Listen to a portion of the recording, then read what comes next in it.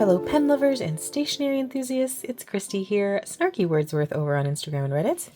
And today, I am incredibly excited to do an unboxing for a pen I have been waiting for right around 20 weeks. This is a pen that I have been obsessed with the idea of for so long. Pen maker is Terry from over at Hogtown Pens.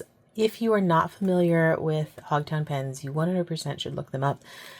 Terry has a fantastic Instagram account with beautiful, beautiful examples of all of his work. I first saw one of his designs, I want to say on Aziza's Gourmet Pen Shop. She had done like a custom special order with him, and I actually think one of the two designs she had on there is still available. Beautiful, beautiful combinations of resin, really, really sleek designs. I know Karina had done a video of her Adelaide, I want to say, several months ago, and that one was also beautiful. And I finally decided on a design that I'm very, very excited to see in person. The videos and photos I've seen of it that Terry sent to me make it look amazing. So I think it's going to be even better when I actually have it in my hands. So with that, let's go ahead and do this unboxing for my brand new bespoke Hogtown Pens pen.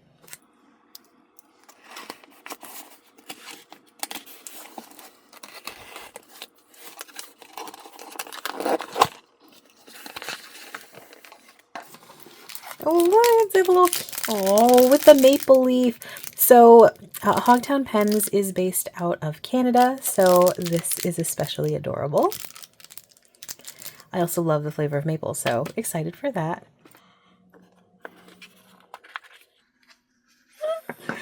Oh, it's so beautiful. Oh my goodness. Okay, calm down. Look at this. I am so in love with this thing. It is even more beautiful than it was in the photographs. Okay, so this particular model from Hogtown Pens is called the Swansea, and I got it in the large, mainly because I wanted a specific grip section size, and the large happens to be what came closest to 11 millimeters. Now, even when I hold it, you can see it's not a huge, huge pen. Obviously, the cap will be off and everything, but even though it's large, it's not like ginormous. This is definitely a pen that would fit well within my lineup, but not that looks are everything, but they totally are with this pen. So I knew right away that I wanted the Cullinore Rose Quartz Strata to be my body base resin. And I went back and forth with Terry for quite a while about what I wanted for the bottom finial and then for the cap. I knew I wanted a bit of a translucent effect going on and something that would really work well with the rose quartz, right? So I picked a resin from Stormwinds called Ante, and I did not know that it would do this, but the glitter particles in the Stormwinds blank kind of flow right through to the rose quartz's little bits and bobs that are in the resin as well. And while obviously these are glitter fragments, it still like feels almost like one piece. Just it flows so well. Oh my gosh, I'm so excited. And then you've got a bit of like that translucent frosted look with the cap, but then once you get back up to that finial, look at all of that. I love when you have like clear finials. That's just, I don't know, it's just such a look that I love. And then back at the bottom, but like it just flows beautifully together for me anyway. And this is like a colorway that I am particularly attached to. I love beigey pinks. I love sort of really subtle colorways that aren't necessarily overly vibrant. I know that's not everybody's jam. I totally get it, but this is like, you know, chef's kiss. Like this is the exact kind of thing I love.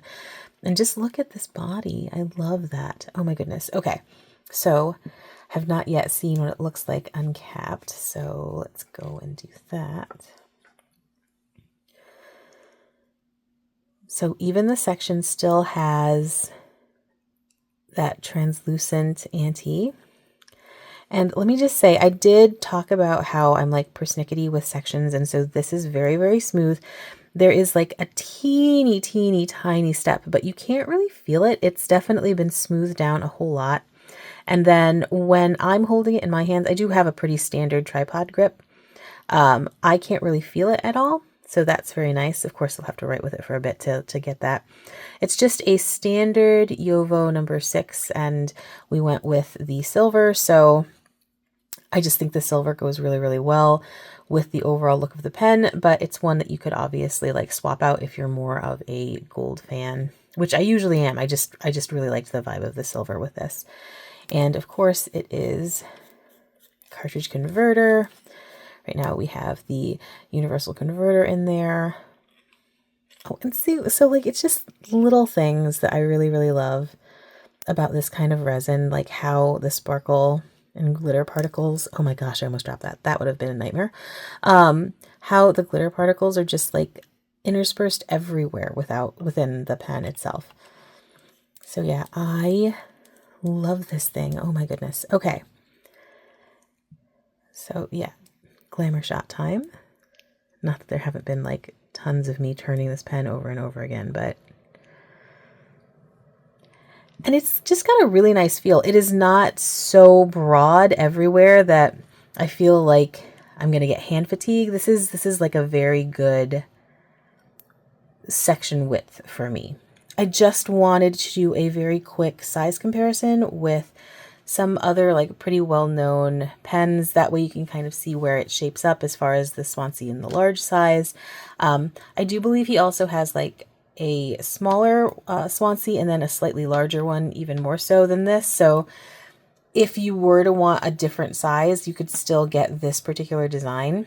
It is just, I love how sleek and simple it is. Like I think pens that are really, really well made, when it's like this kind of style, it just sort of screams elegant. I don't know. That might be just me, but I really love that aspect of it. So give me 1 second. I'm going to go grab my pen tray and then we will do a quick size comparison. Okay, I am back with a small tray of pretty well-known pens, I think, just so you can kind of get the idea of where the Swansea in the large size falls amongst all of them. Now, the Benu Euphoria is pretty much the biggest pen in my collection. It has been for years now. I do really like it, but it is, again, a larger pen for me. The Swansea also fits there. It's just a tiny, tiny bit shorter when capped. The Lamy 2000 in the stainless steel is a little tiny bit shorter. The Sailor Pro Gear, shorter yet. The Pilot Decimo is pretty much the same size as the Sailor Pro Gear. And then, of course, you have the TWSBI Rose Gold Mini, which is the smallest of this particular set. Now, capped, it falls like this, but of course, the more important part would be how you orient your pens and where it would fall at that configuration. So let me go ahead and uncap or post whatever needs to be changed, and then I'll be right back. So this is how I write with all of these different pens. The Euphoria I do not post. The Swansea I won't be posting that one either, though, just so you can see, I believe it is postable. I don't know that I would do that on a regular basis just because I wouldn't want to scratch anything, but it is possible with this particular design. That said, it is quite the perfect length for me when we're just talking about unposted, so there's that. I do write with the Lamy 2000 posted. A lot of people think I'm crazy. I've gotten comments, isn't it super heavy? Isn't that really, really long? I don't know why, but for me, this orientation of the Lamy 2000, the stainless steel, is absolute perfection. I've written some crazy long things with it in this orientation, so I guess it works for me, but it is very heavy when it's like this, just FYI. Anyway, moving on, Sailor Pro Gear. It is longer still than both the Benu and the Swansea when it's posted, and I always write with this thing posted. The Pilot Decimo, a Decimo is a Decimo. I find them very comfortable to write with. I personally prefer the Decimo's width in section to the vanishing point, but it's pretty similar regardless. And then of course the TWSBI Diamond Mini in the rose gold. Actually, once I post it, it's pretty much the same size, you can see. And I do find this length to just be a very, very comfortable length to write with. But yeah, so this is how it falls when we talk about how I orient pens, and hopefully this might be a little bit helpful for you if you're kind of wondering where it would fall within your own collection. So I want to go ahead and just do a very, very quick writing sample for all of you. I had Terry load my Swansea up with a medium nib, and this is of course the Yovo in the stainless steel finish. I haven't done a whole lot with it yet, but I have written a teeny tiny bit and it's been quite smooth. It's inked up with Sailor Urameku's Kitsune Biore at the moment. And if you follow my Instagram, I'm going to have a post in a few days with a ton of different colors just to sort of see what might go best with this. But yeah, so let's go ahead and get to the writing sample.